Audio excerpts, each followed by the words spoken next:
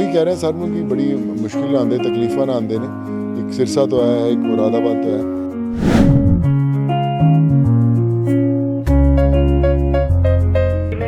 बरेली से आया हूँ सर, बरेली मुरादाबाद। तो कहाँ जा रहे हो? सर सोनू सेठ के घर जा रहे हैं।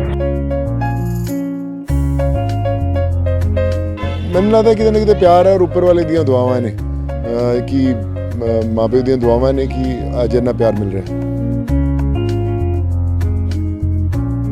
सर मैं तो सिर्फ मिलन आया सर मेरी मिलने वास्ते प्यार इन्ना करता है। पहले ही मुंबई गया सी मैं 21 किलोमीटर तक दादर तो लेके लोखंडवाला तक लेट के गया सी, 2 ਦਿਨਾਂ 'ਚ ਪਹੁੰਚਿਆ ਸੀ। ਐਵੇਂ ਗਿਆ। ਕਰੋਨਾ ਕਾਰਨ ਦੇਸ਼ ਭਰ ਵਿੱਚ ਲੱਗੇ ਲੋਕਡਾਊਨ 'ਚ ਸੋਨੂ ਸੂਦ ਗਰੀਬਾਂ ਅਤੇ ਲੋੜਵੰਦਾਂ ਦੀ ਮਦਦ ਕਰ ਉਹਨਾਂ ਲਈ ਮਸੀਹਾ ਬਣ ਕੇ ਸਾਹਮਣੇ ਆਏ ਸਨ, ਜਿਸ ਤੋਂ ਬਾਅਦ ਲੋਕ ਉਹਨਾਂ ਨੂੰ ਆਪਣਾ ਆਈਡਲ ਧਾਰ ਬੈਠੇ ਨੇ ਤੇ ਸੋਨੂ ਸੂਦ ਵੱਲੋਂ ਕੀਤੇ ਗਏ ਲੋਕ ਭਲਾਈ ਦੇ ਕੰਮਾਂ ਕਰਕੇ ਉਹ ਸਭ ਦੇ ਹਰਮਨ ਪਿਆਰੇ ਹੋ ਗਏ ਸਨ ਤੇ ਖਾਸ ਕਰ ਗਰੀਬ ਭਾਈਚਾਰੇ ਵਿੱਚ ਕਈ ਲੋਕ ਉਹਨਾਂ ਨੂੰ ਰੱਬ ਹੀ ਮੰਨ ਬੈਠੇ ਨੇ, ਜਿਸ ਦੇ ਚੱਲਦਿਆਂ ਹੁਣ ਸੋਨੂ ਸੂਦ ਦੇ ਪ੍ਰਸ਼ੰਸਕ ਧਮਾਕੇ ਨਾਲ ਉਹਨਾਂ ਦੇ ਘਰ ਪਹੁੰਚੇ ਨੇ।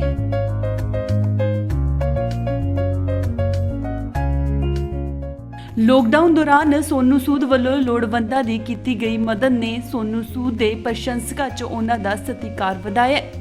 ਲੋਕ ਉਹਨਾਂ ਨੂੰ ਮਿਲਣ ਲਈ ਕਿਸੇ ਨਾ ਕਿਸੇ ਤਰੀਕੇ ਨਾਲ ਪਹੁੰਚ ਕਰਦੇ ਨੇ।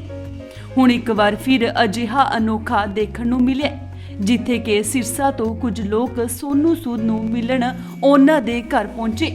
ਇਸ ਤੋਂ ਇਲਾਵਾ ਵੱਖ-ਵੱਖ ਥਾਵਾਂ ਤੋਂ ਲੋਕ ਕੋਈ ਨਾ ਕੋਈ ਜ਼ਰੀਆ ਲੈ ਕੇ ਮੋਗਾ ਪਹੁੰਚਦੇ ਨੇ ਅਤੇ ਮੋਗਾ ਦੇ ਬੱਸ ਸਟੈਂਡ ਤੋਂ ਡੰਡੋਤ ਕਰ ਸੋਨੂ ਸੂਦ ਦੇ ਘਰ ਤੱਕ ਪਹੁੰਚੇ ਤੇ ਸੋਨੂ ਸੂਦ ਵੱਲੋਂ ਵੀ ਉਹਨਾਂ ਨੂੰ ਬਾਹਾਂ ਵਿੱਚ ਲੈ ਕੇ ਉਹਨਾਂ ਦਾ ਸਵਾਗਤ ਕੀਤਾ ਗਿਆ।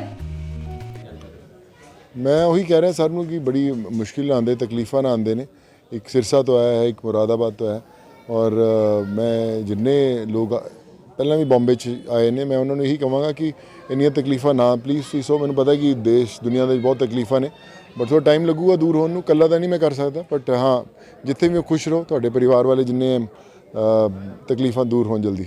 ਸਰ ਇੰਨੀ ਸਰਦੀ ਹੈ, ਬਾਰਿਸ਼ ਹੈ, ਫਿਰ ਵੀ ਤੁਹਾਨੂੰ ਲੋਕ ਮਸੀਹਾ ਸਮਝ ਕੇ ਤੁਹਾਡੇ ਕੋਲ ਪਹੁੰਚ ਰਹੇ ਹੈ। ਆਈ ਥਿੰਕ ਉੱਪਰ ਵਾਲੀ ਦੀਆਂ ਦੁਆਵਾਂ ਨੇ ਜਿਹੜੇ ਲੋਕੀ ਸਮਝਦੇ ਨੇ ਕਿ ਮੈਂ ਕਰ ਸਕਦਾ। ਮੈਂ ਤਾਂ ਹਮੇਸ਼ਾ ਕਹਿੰਦਾ ਆਮ ਇਨਸਾਨ ਹੈ, ਮੈਂ ਉਹਨਾਂ ਵਰਗਾ ਹੀ ਹਾਂ ਕਿਤੇ ਨਾ ਕਿਤੇ। ਬਟ ਜੇ ਤੁਸੀਂ ਉਹਨਾਂ ਨਾਲ ਜੁੜਦੇ ਹੋ ਕਿਤੇ ਨਾ ਕਿਤੇ ਦਿਲ ਦੇ ਤਾਰ ਜੁੜਦੇ ਆ ਤਾਂ ਲੱਗਦਾ ਕਿ ਸ਼ਾਇਦ ਠੀਕ ਕੀਤਾ ਹੋ ਜ਼ਿੰਦਗੀ 'ਚ। ਤੁਹਾਨੂੰ ਭਾਜੀ ਭਗਤ ਮੰਨਦੇ ਜਾਂ ਪਿਆਰ ਹੈ? ਮੈਨੂੰ ਲੱਗਦਾ ਕਿਤੇ ਨਾ ਕਿਤੇ ਪਿਆਰ ਹੈ ਔਰ ਉੱਪਰ ਵਾਲੇ ਦੀਆਂ ਦੁਆਵਾਂ ਨੇ ਕਿ ਮਾਪੇ ਦੀਆਂ ਦੁਆਵਾਂ ਨੇ ਕਿ ਅੱਜ ਇੰਨਾ ਪਿਆਰ ਮਿਲ ਰਿਹਾ। ਕੀ ਮੈਸੇਜ ਹੈ ਤੁਹਾਡਾ ਇਸ ਤਰ੍ਹਾਂ ਦੇ ਲੋਕਾਂ ਨੂੰ ਜਿਹੜੇ ਲੋਕ ਤੁਹਾਨੂੰ ਮਸੀਹਾ ਮੰਨ ਕੇ ਤੁਹਾਡੇ ਦਰਸ਼ਨ ਕਰਨ ਆਉਂਦੇ?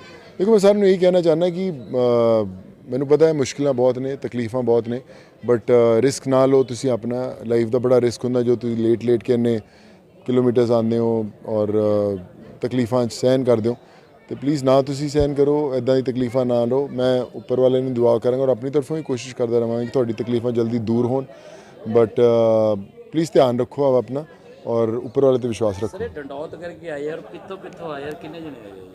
ਪਹਿਲਾਂ ਵੀ ਬੰਬੇ ਵੀ ਕਈ ਲੋਕ ਆਏ ਸੀ। ਹੁਣ ਜਿਹੜੇ ਆਏਗੇ ਸਿਰਸਾ ਤੋਂ ਆਏ ਨੇ, ਇੱਕ ਮੁਰਾਦਾਬਾਦ ਤੋਂ ਇਹ ਲੜਕਾ, ਦਿੱਲੀ ਦੇ ਕੋਲ ਇੱਕ ਹੋਰ ਜਗ੍ਹਾ ਉੱਥੋਂ ਆਏ ਨੇ ਔਰ ਮੋਗਾ ਤੋਂ ਸੰਜੀਵ ਅਰੋੜਾ, ਇੰਡੋਸ ਟੀਵੀ, ਆਸਟ੍ਰੇਲੀਆ।